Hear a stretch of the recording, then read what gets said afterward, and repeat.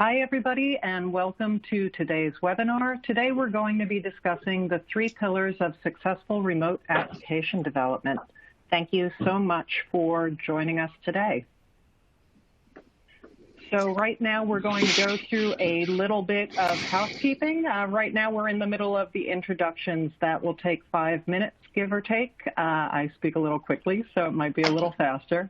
And then following that, you're going to hear from a presenter, the main event. That will take about 35 to 40 minutes. And then during that time, you can ask any questions that you have for our presenter using the Q&A module at the right of your browser. The colorful widgets at the bottom of your browser also have additional resources, including any technical support that you may need. As an extra bonus, we're asking 2 lucky attendees who will stay till the end of the live Q&A will have a chance to win one of 2 $50 Amazon gift cards. And if you ask questions, we're just saying that you might get a little extra boost there. So stick around, watch the presentation, and definitely ask our presenter the questions. A little bit about CMS Wire. We were founded in 2003. We publish a wide variety of editorial contributors on 3 primary topic areas: digital customer experience, the digital workplace, and information management. We also have monthly editorial themes on our editorial calendar and hold monthly tweet jams, hangouts, and webinars such as this. A little bit about today's sponsor, DataVeil. DataVeil provides deep specialization in database management, analytics operations, and application solutions. It helps clients collect, manage, and gain value from organizational data, as well as streamline processes through software integration and custom development. And you can learn more at the website right there on your screen. There I am. My name's Siobhan Fagan. I'm managing editor at CMS Wire, and it's now my pleasure to introduce you to our presenter today. You'll be hearing from Sambit Ghosh. He is the Senior Vice President of Microsoft Solutions at DataVeil. And at this point, I'm going to say, take it away, Sambit. Thanks, Siobhan. Good afternoon, everybody, or good morning, good evening, depending on the time zone you're signing in from. I'm in the Eastern time zone myself, so it's a good afternoon from me, and happy Thursday. So welcome to this webinar, and thanks for taking the time to join the session where we're going to talk a little bit about the 3 pillars of remote application development. So quickly going through the agenda for today, we'll do a quick introduction, then talk a little bit about why DataVeil cares so much about remote application development. We're going to go through some of the key challenges of remote app dev that we've encountered and worked our way through over the years. Dive into the 3 pillars of the remote app dev, which is kind of the key agenda for today, and then do some Q&A as Siobhan mentioned at the end. So with that being said, I'm just going to quickly introduce myself, Sambit Ghosh, Senior Vice President here at DataVeil for the Microsoft Solutions Business Unit. In my role, one of the practices that I run and oversee is the Application Development and Management practice, where we provide app dev services to solve customer business challenges and problems through a large number of different remote app dev teams, high-performing teams. So I just wanted to talk about the 3 pillars as we've kind of, defined them and kind of working with them over the years. For those of you who don't know DataVeil, so DataVeil is a services organization. Our business is focused on helping customers leveraging data to drive business results. We have been in the business for 13 years with, providing solutions, building and operating mission-critical systems across a variety of stacks, Microsoft, Oracle, and now public cloud stacks as well with AWS and Azure. We have about 1,000 plus employee base, staff 24/7 at scale, with established operations in the US, Canada, India, and Sri Lanka. And we believe firmly in, investing in IP to improve our services. So just kind of just a quick metric, as we introduce ourselves, as our belief in driving overall efficiency and in service improvement is kind of in our core DNA. Core offerings, database management, analytics, Oracle apps, application and development and management, which is kind of the core focus of today's session, and infrastructure management. So without further ado, I'm just going to jump into the topic at hand, and just, let's take a look at the reality of remote app dev as it stands today. So application development is already, been challenging enough for many of us in best of times. So how do you handle when your entire development team is suddenly working from home? With the global sort of pandemic that has kind of come upon us since the beginning of the year, according to Gartner, about 88% companies have been encouraging or requiring employees to work from home since March, and remote app dev is no longer an optional thing anymore. So it's kind of mandatory, and when we talk to customers, we see one of the things is as a result of the work from home and the remote work kind of mandate, some of the business have adopted stopgap solutions, but some of them are feeling the pinch in terms of both struggling productivity of their remote app dev teams, as well as resulting in the the low productivity resulting in stressed employees as well as businesses. So what happens when you're certainly working from home? The reality is not all remote teams are created equally, right? There are some teams out there that we come across that are remote by design from the beginning, right? Then there are those that kind of work flexible in terms of the work culture over the years. So there's face-to-face time as well as optional remote overtime kind of transformations.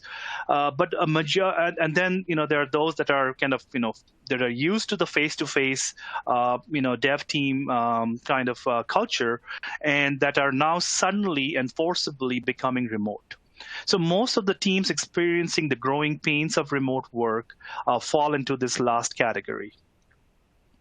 And as a result, the app dev teams need to adjust into the new reality of telecommuting, which seems to be the way for the foreseeable future, as we all know, right? So when implemented correctly, remote work actually tends to be a net benefit for companies and for their employees.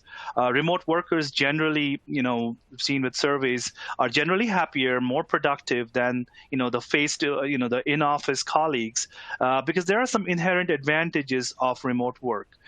Things like less time commuting, right? You don't have to, drive for an hour or commute to work for an hour, getting back and forth. There is location independence. I mean, you could be working out from, the Caribbean or Hawaii or somewhere, more of a, vacation spot kind of a location. I mean, if that's what you prefer. And then there's overall better work-life balance. So with the stressors of COVID-19 as well, a lot of employees, more than half of them, prefer working from home, and they say that the working from home has improved their productivity overall.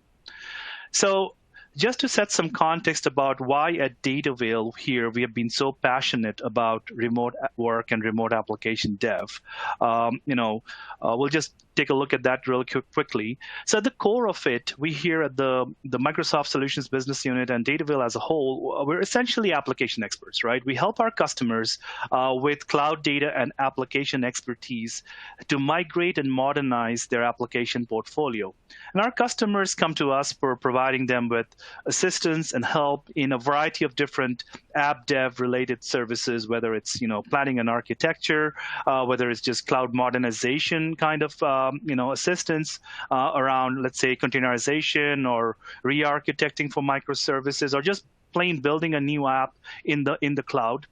Or they want us to help build a new web app or a desktop or a mobile app, or they want us to just take on an existing business application so that the customer can focus, so you can focus on running your business and we can take care of the application, including the minor enhancements and the hot fixes. So that's kind of where our services lie, and the way we deliver these services is through rapid application development services, offered via a combination of managed and professional services that we provide through a cohesive team, fractional or full time, depending on, of course, the quantum of work, with resources that are geographically dispersed. And we deliver this service via sprints and via an elastic consumption model. But we also have a very predictable monthly pricing model as we deliver this service. And what this means for our customers is that they get a complete AppDev team driving cohesiveness and velocity, and it allows our customers to be more agile and flexible, and in turn impact their business with provide a business agility to their end business. And the service is an elastic service, right? So we are able to scale up, scale down as needed, and we're able to drive that scalability for a very predictable cost. And it simplifies budgeting as we do so.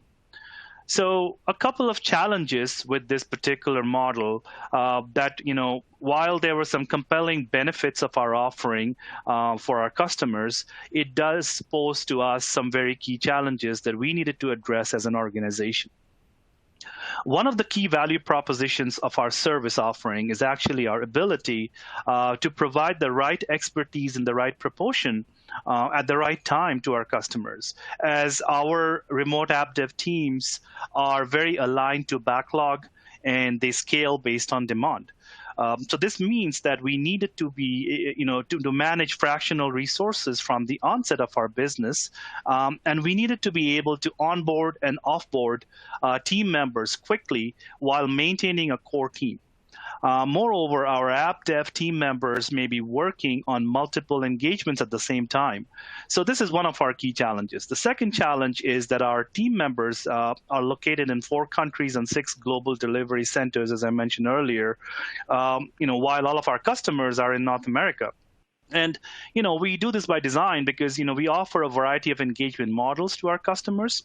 With remote teams. It could be domestic onshore if you're a regulated business, for example. Or we could take, there is nearshore models for customers that prefer that, take some advantage of cost, but the time zone is close by. Or we have offshore only or global blended models, right? And our different models are geared towards providing the benefit of labor arbitrage while meeting the time zone needs of our customers. And this means that we need to really manage a diverse, globally distributed team members that are remote by design.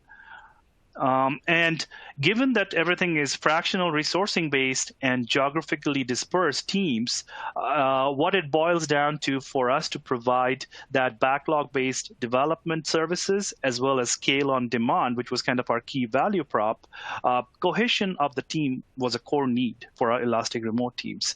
And for us to be able to drive quality and velocity for our customers, and in turn, agility for our customers, right? So the key question that we had to solve for was how do we drive that cohesion in fractional teams that are geographically dispersed while offering an elastic service, new people joining in and out as needed, and delivering in an agile sprint-based manner. So as you can see, while remote work may be new to some of you, maybe you're already doing it, it's not new to us. Our application dev, business is built on remote work ever since, it was founded. And telecommuting is not just a theoretical concept for us. It's actually one of our, I would say, preferred workplace best practices that we choose to follow every day, willingly. With more than a decade of experience, what I want to just go through next is just the 3 essential sort of factors or 3 essential pillars that we believe separate the high achieving sort of remote app dev teams from those struggling to adapt. And those pillars, in our opinion, is DevOps, collaboration, and communication. So let's take a look at each of these pillars one by one. Let's look at DevOps first. So what is DevOps, right? When you talk to a number of people, I get different answers. Some say it's development and operations together. Some say it's agile, but somewhere in between. But here at Dataville, we see DevOps as a combination of principles and practices that we have adopted as an organization, and we have enabled via people, processes, and tools to drive IT agility for our customers. Now, that's a mouthful. So what do we really mean by IT agility for our customers? What we mean is we want to be able to embrace a methodology that allows us to provide to our customers, an agile planning capabilities, development obviously happening in an agile manner, delivery in an agile manner, and as well as operations in an agile manner. So kind of driving the DevOps culture overall, right? That's kind of the key goal. Our typical AppDev engagements, just to kind of lay the context here, starts off, we have a customer that needs a business problem to be solved, and they're looking for a team that's that's available to help them out. So it starts up with onboarding, right? And then it kind of quickly moves into backlog grooming, where we kind of bring in the new team members. We start kind of grooming the backlog, prioritize, set up that initial backlog, and then we go into the ongoing sort of sprint phase, where there is an ongoing backlog grooming happening and moving into the sprint backlogs, and then go a development cycle and QA, and then releasing that code and kind of going live on production that then goes into the ongoing support.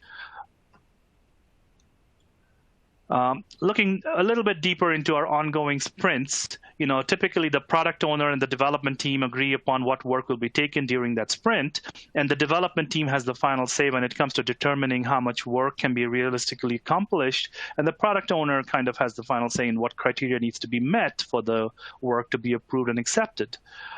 So as we work on delivering value for our customers via our AppDev teams, one of the things that we need to think about is there's a variety of stakeholders, as we see on this slide.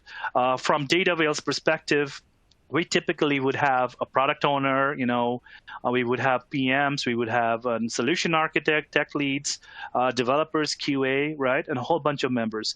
And then from a customer perspective too, we're going to have, business analysts, project managers, or business leads and team members from the business. So with so many stakeholders, as you can see, there are many visions, many views, right? And with my right views and my right visions such as this, how do we ensure that we are able to successfully deliver the promise of IT agility to our customers via our remote AppDev teams?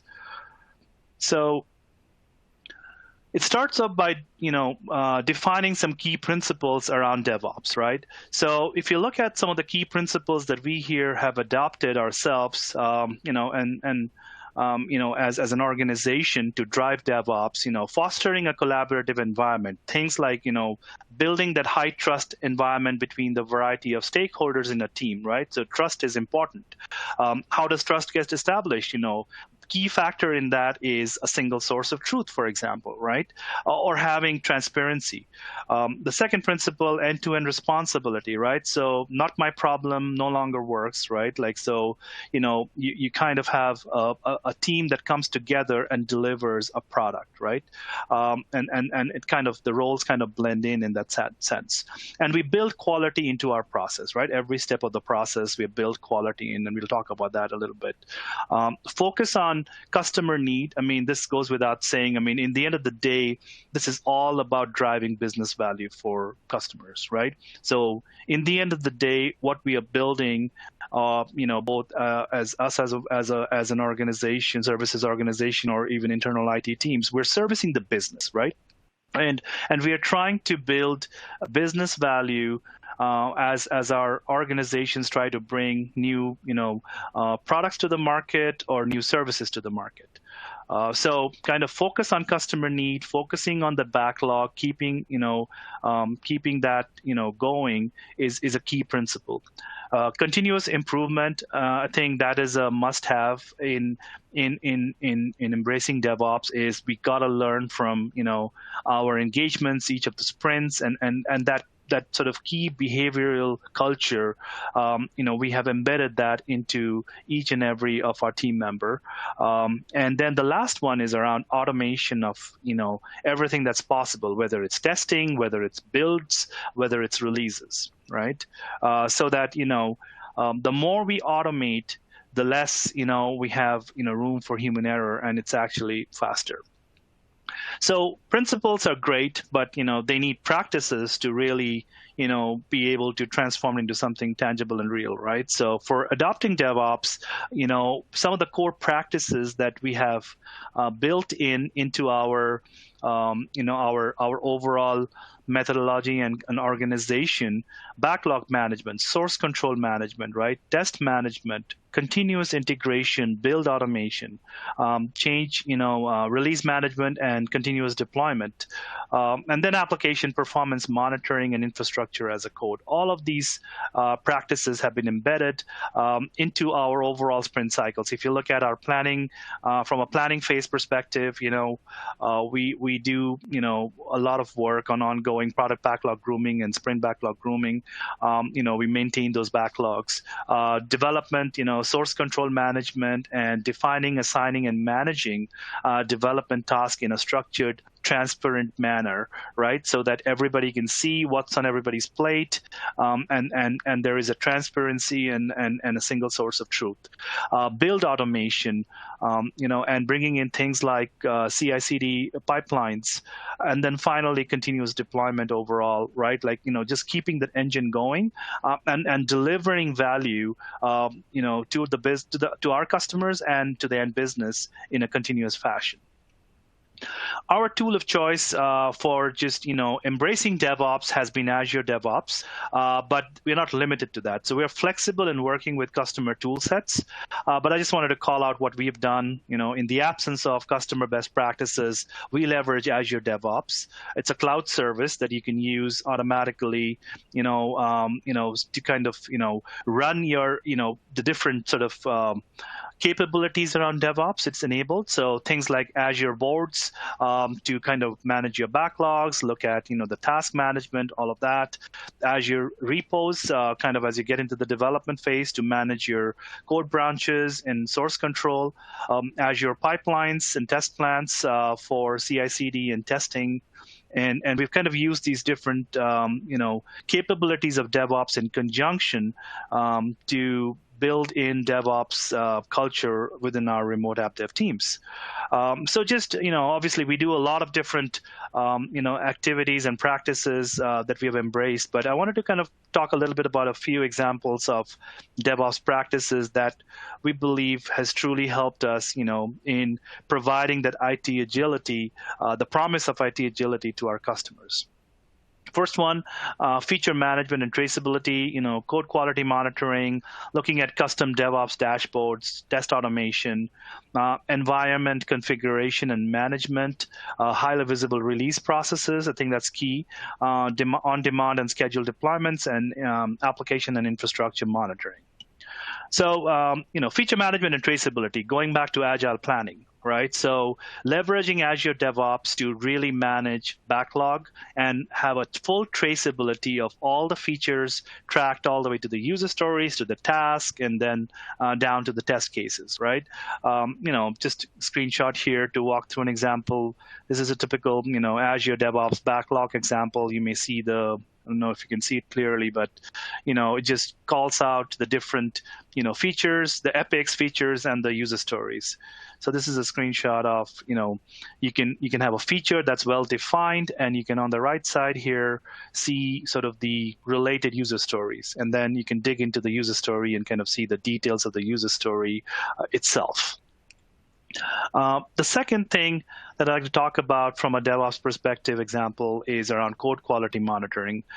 We have integrated with industry standard static code analysis tools into our CI pipeline, and it has helped us continuously evaluate checked-in code. So every time code is checked in, we have configured it with certain rules, and it comes with certain initial set of rules, and so it kind of helps us check for any kind of bad practices. And we leverage a tool called Sonar Cube but you can use any other compatible service. Basically, it's a static code analysis software with a task integration into pipelines.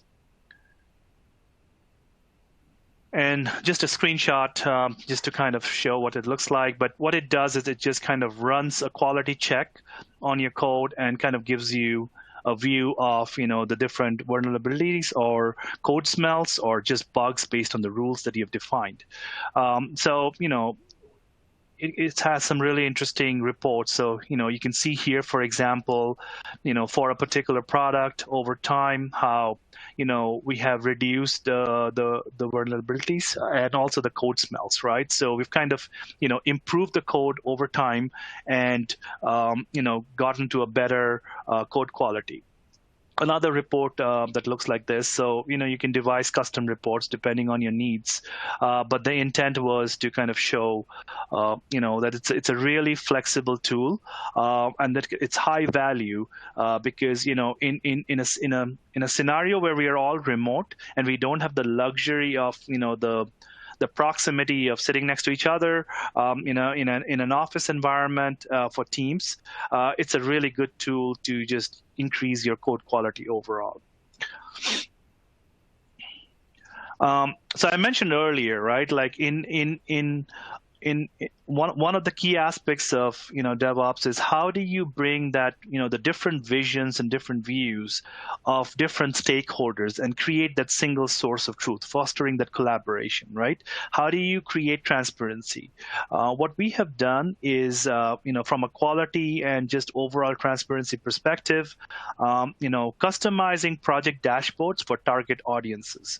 So what it means is you're creating a high level of visibility, but it is catered for the different audiences, and it satisfies the different audiences' needs while making sure we're all working towards a common goal, right? So, for example, you could be a project lead, and your dashboard could look something like this, where you kind of want the full view of, right, where are things at from an overall project standpoint, defects, you have the stories for development here and the specific tasks here, right? You could also be wanting to look at all the overall bug status and testing status, while you also want to see how are the quality of builds going on, right? Like which releases are failing, and then you get the view of the pipeline. So this is a custom dashboard for a specific, project lead who wanted to see. So we come up with some best practices, and we have a default dashboards that we have built in, and then we customize it, project to project depending on the needs of the individuals. You may have a QA lead who cares more about, just looking at the statuses of everything that's related to QA, regression, testing, the sprint testing, the functional testing, and the statuses around that. You may also have a deployment lead in an engagement, right, who is more focused on the release pipelines, the build automation, and where things are with respect to the different release, the different releases, where are they at from an environment perspective and where they're deployed at, right? So that's kind of the view you get from a particular dashboard such as this. And then you may have QA engineer who is just focused on running their, test execution for the task that they've been assigned. Where does it sit? Where do they stand with execution for, the different devices and cross-browser testing and so on and so forth, right? So just very specific to the QA engineer. But as you can see, the benefit of having the single source of truth also is for transparency with the customer. So as we said, we provide AppDev services to our customers, through remote AppDev teams. It's very important for the customer to also have that visibility real time. And we are able to provide that to all of our customers via customized customer-facing dashboards, and we customize it from time to time depending on what a particular client may need something tweaked. But there is a generic dashboard that we kind of use it as a best practice to bring value to our customers to gain insights into where an engagement is at any moment of time. Test automation, tracking, and reporting. This is, again, very important. Automated testing obviously helps pinpoint accuracy on test results, that helps us drive better decisions. And we use frameworks like the MS Coded UI, the Selenium-based test frameworks for functional automation. And then we integrate these automation suites into the build and release pipelines. So again, just a screenshot to kind of look at what a typical, automation test report might look like. This is, again, fully customizable depending on the needs of your organization. And then highly visible release processes, right? So we talked a little bit about that. Release pipelines are used to manage deployments to environments, and we allow you to continuously deliver functional software to the business, right? That's the purpose of having a highly visible release process. And so you can fully automate the testing and delivery of software in multiple stages all the way to production, or you can set up semi-automated processes with manual approvals, as well as do on-demand deployments. And release pipelines are enriched with lots of in-depth information. So there is high value there. So typical proposed pipelines that we have, with our processes, that we believe are helpful is the priority break fixes. Like, so if you're doing maintenance and support for a customer, an AppDev workaround there, you can have a branch for that. You can have a pipeline for that. You can have a pipeline for break fixes that are level 3 and lower. You can have we have minor and major enhancement pipelines. And then we also have separate pipelines where we may be working on multiple other engagements, and then there is a major project within a larger initiative, program, or larger program, right? So sample pipelines, hotfix, sustainment, let's say, right? Or, we did a customer, where we had to do an Angular upgrade. We had a separate pipeline for that, and then, had some functional projects around a 4-month web chat implementation. So on-demand and scheduled deployments, again, this is just, some custom views where we can actually generate, on-demand and scheduled deployments on the pipeline. And some of it can be semi-automated. Some of it is fully manual. It's all flexible in terms of the processes. So with that, I'm just going to jump into the second pillar, which is collaboration. So DevOps, great, but I think the big piece that we sometimes forget is that fostering that collaboration. How do we make sure a lot of that unstructured things that happen in a project, they get captured in a very systematic manner, right? And secondly, how do we drive collaboration culture between the team members, right? So that's kind of the second pillar. One of the things that we've done is we've aligned our org structure to really, drive that sense of collaboration as we deliver, DevOps and Agile-based AppDev services. So, for all of our teams are organized with, North America-based business analysts, architects, and project managers in a part of one team, and that also has an offshore team lead, and then AppDev, developers, QA, quality engineers, and DevOps engineers, right? And then underlying project managers. And they kind of form a unit, right? And we've kind of created multiple such units across, organized under the same global practice, right? So this has allowed while it has got a consistency in terms of, processes across an overall organization, it also creates that little siloed sort of a team that is very, cohesive and aligned with each other in terms of working, collaboratively. And to drive that collaboration further, Microsoft Teams is our tool of choice, right? So at Datavale, we use Teams for pretty much, collaborating with our team members, given that we are a remote AppDev workforce. And it's perfectly suited for our workflows, right? So, it's available on a variety of devices, and whether it's your laptop, your phone, on your tablets. It also, has a variety of different products projects integrated all into it. So, it just helps us get more productive. So quick, I'll run through some examples, right? So we use Teams. If every engagement that we get into, right, like for remote application development, we organize ourselves, leveraging Teams. So the project leads will create a team or a channel, depending on the situation, to collaborate with various team members that are working out of different time zones. Under each team or channel, the project lead will create a folder structure for team members working out of different, time zones as well. So it's a kind of a very, cookie cutter sort of a folder structure that we built out so that it's consistent across different, projects and different teams. We also leverage, the project lead, will typically have a new conversation thread to onboard new team members as we're kind of kicking off an engagement. So we use that a lot. We also use the work streams. We'll use chats and channels for, different discussions, meetings, and just sharing information between the team members. So that's a use case that we've used Teams for.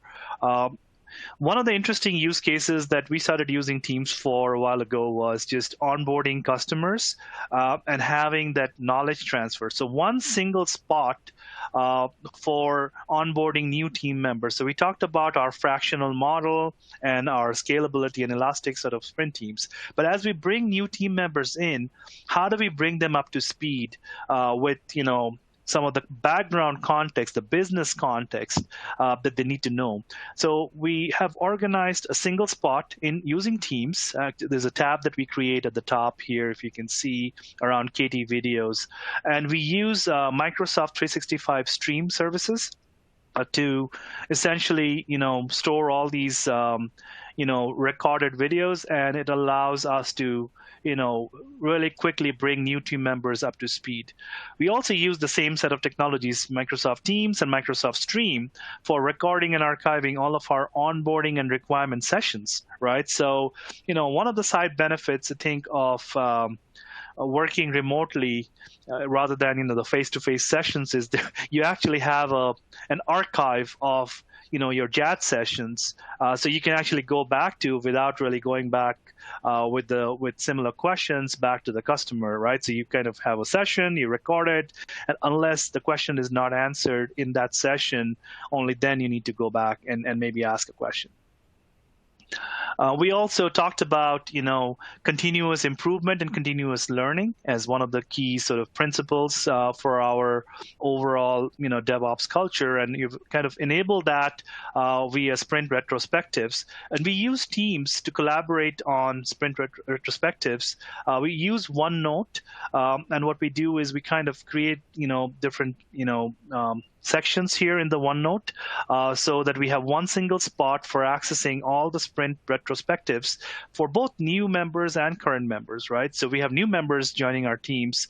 They can go back and look at the archives, and they may have ideas, right, to drive continuous improvement. And if they don't have that context of what happened and what got discussed in the past, sometimes they're not able to successfully contribute back to that continuous improvement mindset philosophy. And then this is an interesting one. We started using this, I don't know, like about a year ago, on availability channels. So going above and beyond the IM presence that we typically are so familiar with, in Teams, if you're using Teams today. But, as I mentioned, we're working in fractional teams, and a team member could be working on 2 different engagements, for example, right? So how do I know, even though they're showing online, how do I know they're working on my particular engagement? If I go to our team, Microsoft Teams team for that particular project or engagement, we create a channel called the availability channel that typically will have people signing in and saying, hey, I'm online right now working on this engagement. It's just again, this is not a mandatory thing, but we have found it to be helpful when you're working in a globally dispersed team, that they're able to just see who is right now working on our current engagement, and maybe they can reach out and collaborate. Another interesting, use case that we have leveraged, Microsoft Teams and Microsoft 365 just in general to collaborate is, as we are going through the release pipelines, and we talked about automated, build automation and release automation.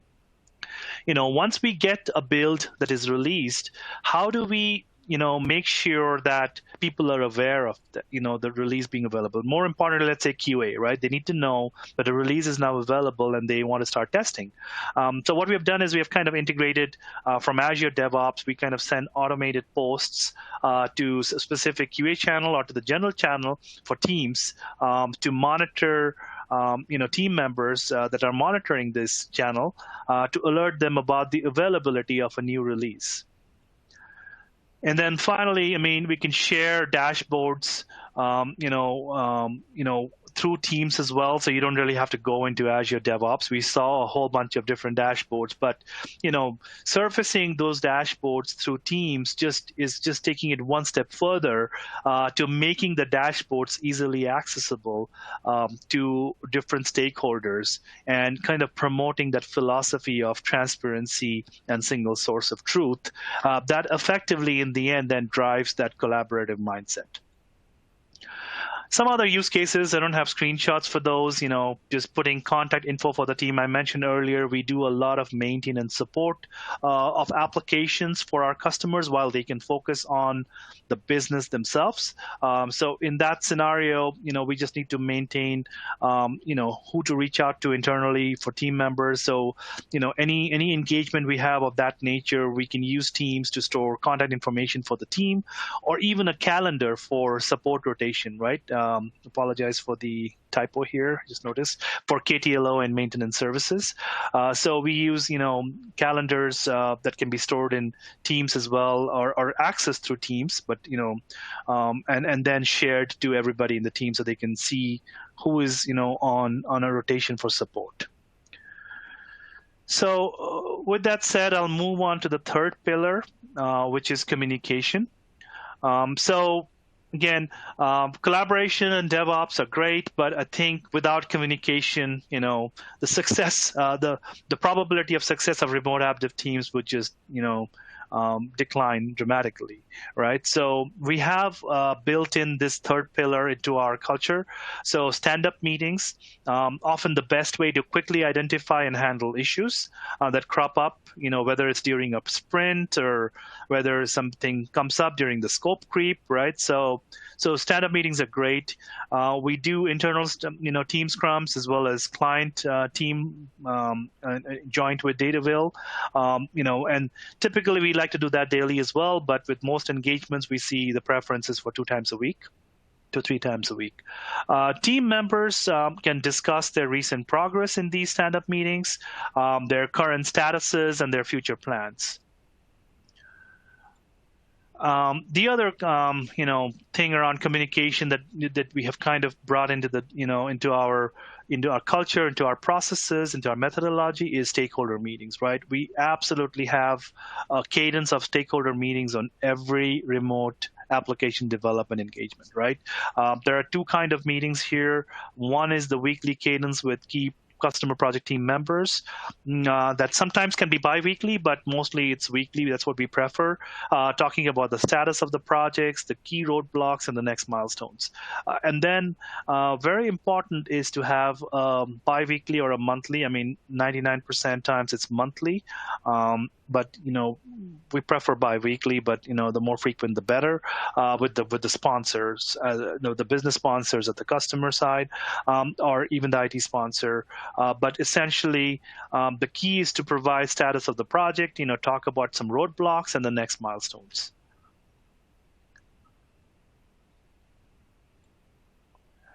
And then the last one, which is, I think, I cannot stress enough the importance of these, especially in times of, the pandemic today, where I talked a little bit about how teams are being forced to go remote today that were in person. Team building meetings, right? So we have done this diligently across our organization, periodic touch points with the team collectively. So everybody gets on a Zoom call, maybe just just kind of catch up and have a little bit of a team building kind of a session, or do one-on-ones with key project team members, right? So the primary goal here is to give team members face time with each other and builds that sense of camaraderie that effectively drives collaboration mindset. So that's kind of the third pillar. And again, Microsoft Teams, given we're using it for collaboration, is a great fit for driving communication as well. So our tool of choice is Microsoft, Teams, but we'll also use with customers some other tools if that's right, like whether it's Zoom or something else. But Teams kind of being our go-to tool for such communication choices. So I just want to kind of close it off with how Dataville can help, right? So we talked a little bit about the 3 pillars.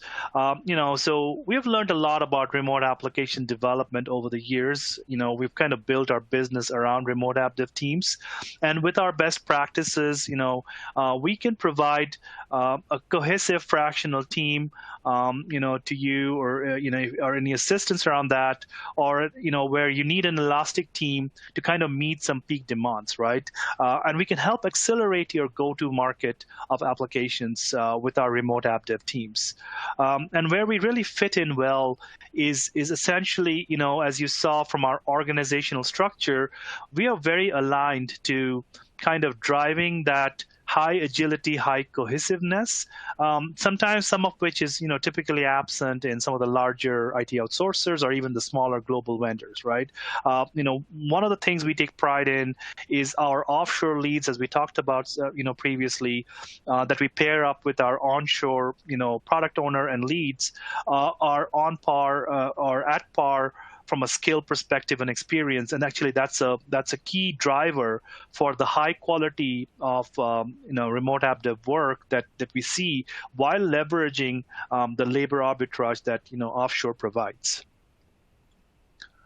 AppDev at Dataville, I think I touched base on that briefly in the services we talked about it. But again, you can start, we can help you in different ways, planning an architecture, coming in, helping you set up DevOps, cloud modernization, building new applications, and maintain and improve. And some of the core technologies that we support in our remote app dev services, Microsoft.NET, Node.js, Angular. I talked about the fact that we operate with, public clouds, AWS and Azure, and then Dynamics 365 and Office 365, right? So in the Microsoft ecosystem, and then a little bit beyond on Node.js and Angular, we can come in and help with really high performing remote app dev teams. And don't take our word for it. We've done this in a bunch of different customers, so we've kind of successfully ran this model with the 3 pillars we talked about at customers like Microsoft themselves. Actually, is our customer, but then other customers like Honda, Bell, First American Title. So just wanted to kind of put it out there. And feel free to contact us to learn more. Happy to dive deeper into any of the content, or all of it, and really, thank you for your time today. And with that, I'm going to just pass it back to Siobhan for questions and discussions. Yes, indeed. Thank you so much, Sambit. So right now we want to hear from you.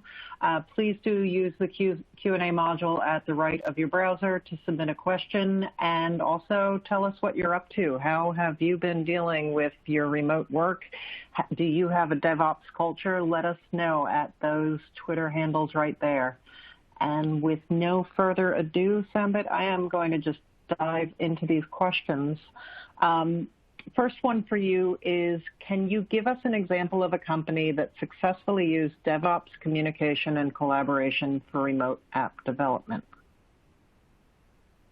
Absolutely. So, I mean, as I was talking about, the examples of some of the customers we've helped with, right? Like, we do this, for example, at a customer that we have, a financial services customer that deals with, mortgages and real estate and titles, right? So, they had a backlog of, over, I think, 1,000 plus different items that kind of, needed to be done, both from a compliance sake, as well as, just, for the business, to get certain features built into an existing portfolio of applications. And they're kind of struggling with the remote app dev, right, and the collaboration. So we were able to bring in our team, help kind of, set up some of those best practices and kind of bring in the old DevOps kind of mindset and deliver that backlog in, and once we got that sort of cadence, we were able to show them how we were able to, almost, half the time in what they had originally planned to deliver the backlog, and all of it because we kind of, started putting in things around automated testing. We started putting, things around proper backlog management, right, kind of prioritizing. So we were able to really deliver, across a whole gamut of, client team members as well as ours that are all remote and dispersed geographically, a high value solution meeting, helping them meet compliance. Excellent. So the next question here is, our company is just getting started implementing a DevOps culture. What are the top 3 tools and strategies we should focus on? So I guess that's a 2-parter, the top 3 tools, and then I guess however many strategies you think they should focus on. Absolutely, absolutely. I would say top 3 tools, Microsoft Teams on Microsoft Office 365 for sure, Azure DevOps, and if I had to pick, there's a bunch of other tools, but I think the big one here is, leveraging a static, code analysis tool like SonarQube, I think goes a long way as you're kind of trying to build quality into your code base as you're developing new features and solutions, right? So those are the 3 sort of top tools, and the strategies kind of go along with the tools, right? So focusing on that single point of truth, single source of truth, fostering that collaboration between the different team members. As I said earlier, different stakeholders and different team members have different sort of visions and view of what they want to see out of that project, right? So how do you align those views to that common goal that you seek to kind of fulfill, right? So I would say the strategies would align to the tools. Secondly, the second strategy is obviously around collaboration using Teams. I think it goes a long way in organizing, yourselves, all kind of, unstructured, data as well as communications in a spot where it's easy to access, right? Whether it's onboarding new team members, and while I talked about fractional resourcing in our end is core part of our model, it's probably no different in a lot of organizations, even like captive organizations, as you're kind of stretching budgets today to deliver value to the business, and your team members are potentially fractionalized and stretched, right? Excellent. So this next question is from Mo, and Mo wants to know, can you describe the software development methodology and how it enhances your offering? So yeah, we talked about, obviously our software development methodology being, built around the core Agile-based approach, right? And the way it enhances the offering is you really get to see, we talked about Agile planning, Agile development, and Agile delivery. And I think if you kind of marry the 3 together, what it effectively does is it ends up providing value immediately to the business rather, than a long cycle of waiting. And, at that point, you miss the opportunity. So you can kind of, go to market with, incremental value adds as a business, and you can derive that value, quickly. Excellent. So we've got another question for you here, and that is, what is your team's response to the use of Azure DevOps teams? Any adoption issues, and if so, how did you overcome them? Yeah, there's always change management, right? Like change, bringing that transformation, culture inside an organization will always have some sort of a, change control that has to be put in place. What we found is, adopting pieces of the tool, so kind of baby steps, right? So the way we approached it is kind of getting the feet wet, like doing one thing, and then as the team gets comfortable with the tool, because now you've got Azure DevOps in there and people are using it for backlog management, slowly we start adopting it for other use cases, right? Same thing goes for teams, right? We didn't use all these different use cases of teams.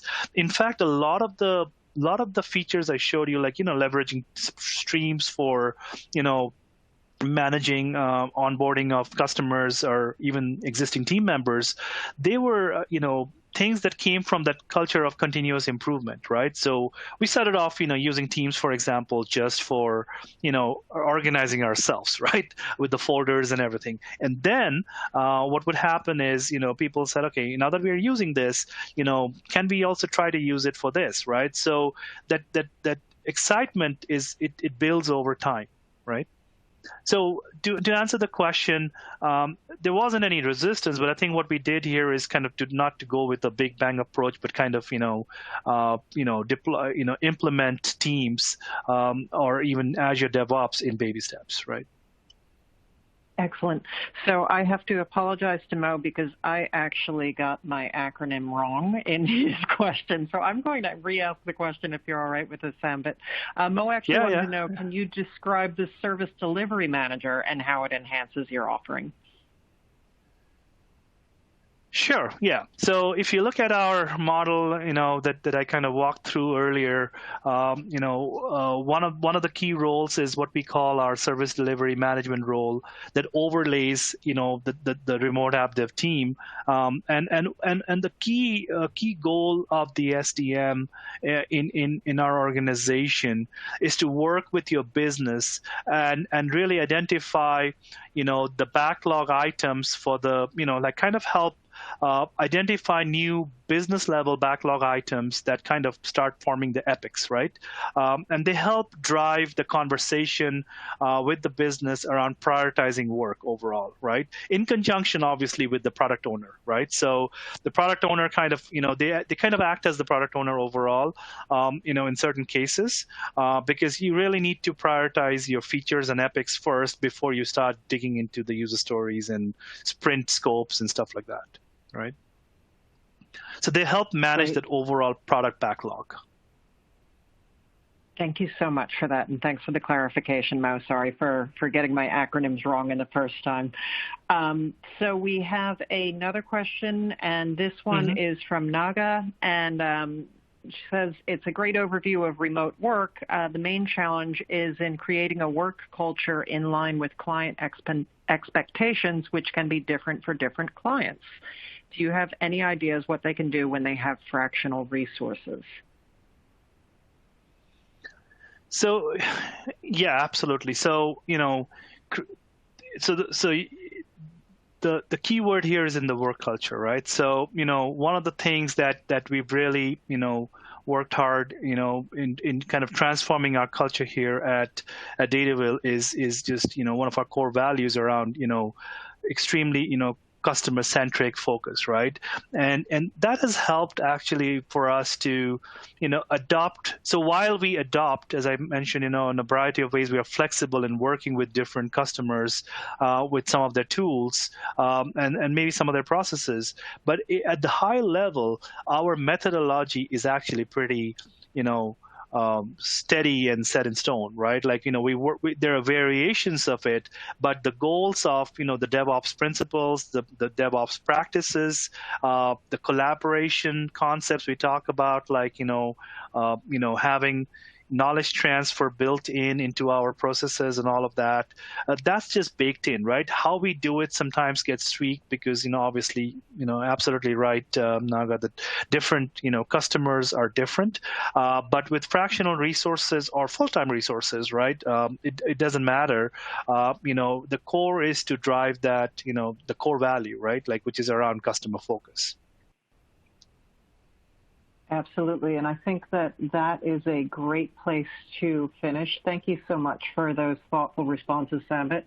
And so for those of you who stuck around till the end of this webinar, you can keep an eye on your inbox. In the next few hours, you will see if you won one of the two $50 Amazon gift certificates.